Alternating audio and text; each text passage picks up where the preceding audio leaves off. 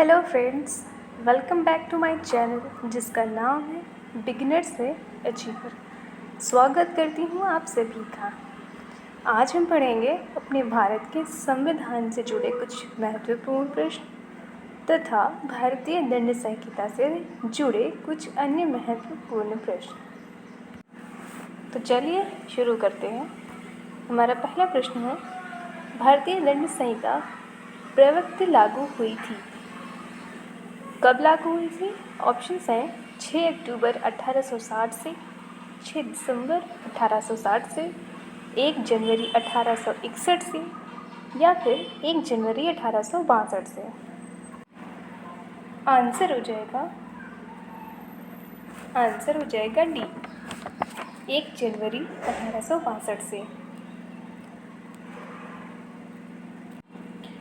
दोस्तों, भारतीय दंड संहिता का प्रवर्तन, जिसे हम इंग्लिश में इन्फोर्समेंट कहते हैं, 1 जनवरी 1862 से हुआ, जबकि अधिनियम को गवर्नर जनरल की अनुमति 6 अक्टूबर 1860 को ही मिल गई थी। नेक्स्ट क्वेश्चन, भारतीय दंड संहिता 1860 की धारा किससे संबंधित है?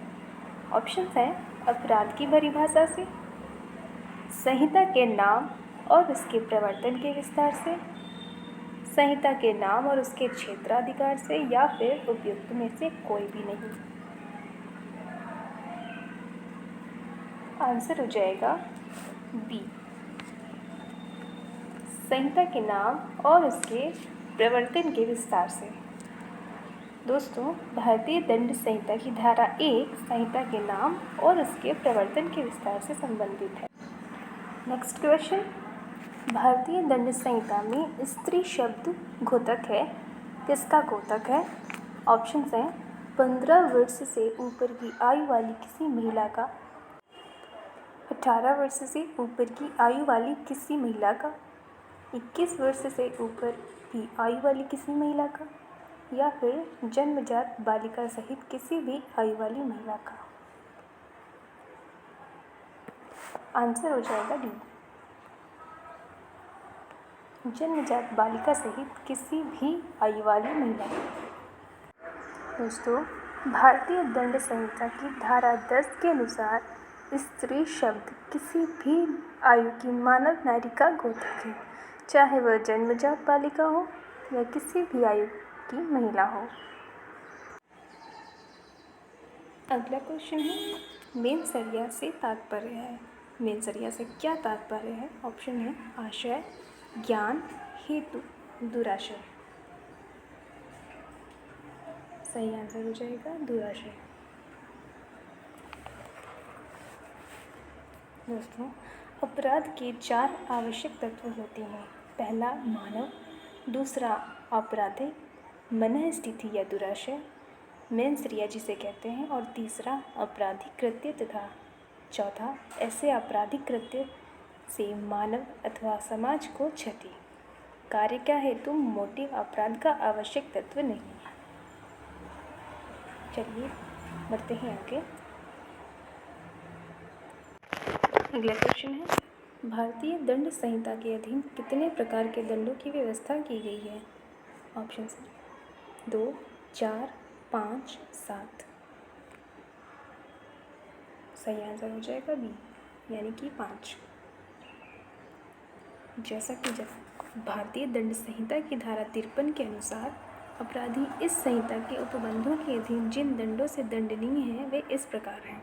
पहला है मृत्युदंड, दूसरा है आजीवन कारावास, तीसरा है कारावास जो 2 भांति का होता है, पहला कठिन अर्थात कठोर श्रम के साथ और दूसरा है सादा, चौथा रहा संपत्ति का समपहरण, पांचवा होता है जुर्माना या फिर अर्थदंड।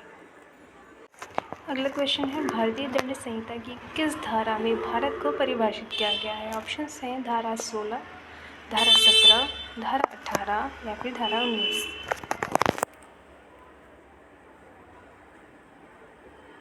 ऑप्शन सही आंसर हो जाएगा धारा 18। भारतीय दंड संहिता की धारा 18 यानी कि 18 में भारत को परिभाषित किया गया है। आगे बढ़ते हैं। अपराध की परिभाषा दी गई है। भारतीय दंड संहिता 1860 अध्याय 2 में, दंड संहिता दंड प्रक्रिया संहिता 1973 की धारा 2(n) में, भारतीय साक्ष्य अधिनियम 1872 की धारा 3 में, या फिर उपयुक्त सभी। आंसर हो जाएगा बी, दंड प्रक्रिया संहिता 1973 की धारा 2(n) में। आगे बढ़ते हैं।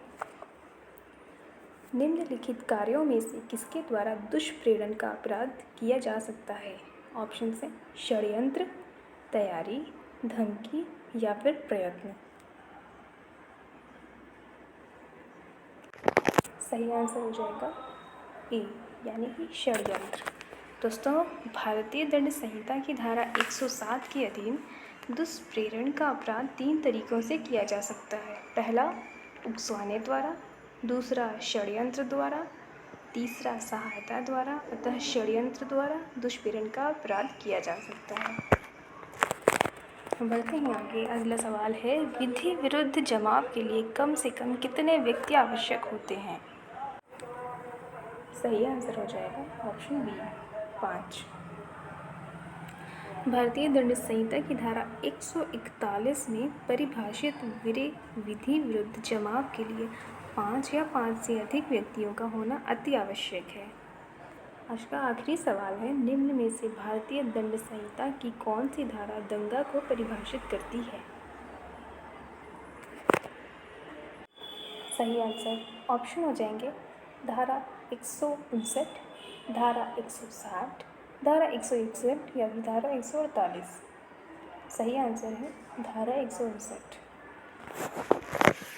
जैसा कि दंगा को भारतीय दंड संहिता की धारा 159 में परिभाषित किया गया है, जबकि धारा 160 में दंगा के लिए दंड धारा 161 खत्म हो चुका है और धारा 148 में घातक आयुध से सज्जित होकर बलवा करने के संबंध में उपबंध किया गया है।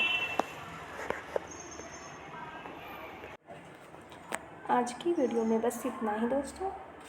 चैनल पर नए हैं, जुड़े रहिए, लाइक करिए, सब्सक्राइब करिए। मिलते हैं नेक्स्ट वीडियो में, तब तक के लिए थैंक यू सो मच।